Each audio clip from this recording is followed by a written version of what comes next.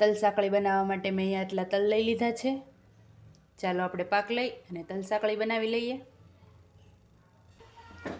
તલ સાંકળી બનાવવા માટે જેટલા તલ હોય એનાથી અડધા ભાગના આપણે ગોળ લઈ લીધો છે, એનો પાક લઈ લઈએ। હવે ધીમો ગેસ રાખી અને આપણે ગોળને ઓગળવા દેવાનો છે। મેં આમાં અડધી ચમચી જેટલું ઘી પણ ઉમેર્યું છે, કાંઈ પણ ના ઉમેરો તો પણ ચાલે, માત્ર ગોળ લ્યો તો પણ ચાલે। આપણે એને સરખી રીતે પાક લેવાનો છે।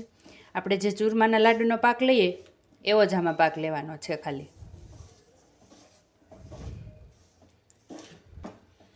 જો તમને મારા વિડીયોઝ પસંદ આવતા હોય તો ચેનલને સબસ્ક્રાઈબ અને વિડીયોને લાઈક કરવાનું ના ભૂલતા। ગોળમાં સરખી રીતે પાક આવી ગયો છે સરસ મજાનો, તો આપણે હવે એમાં તલ ઉમેરી દઈએ અને બધું સરખી રીતે મિક્સ કરી લઈએ।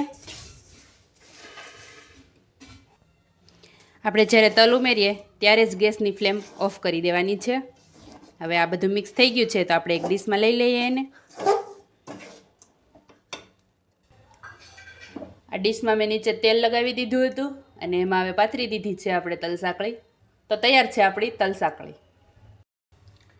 જોઈ શકો છો આપણી તલ સાંકળી તૈયાર થઈ ગઈ છે, એકદમ સોફ્ટ એવી તલ સાંકળી।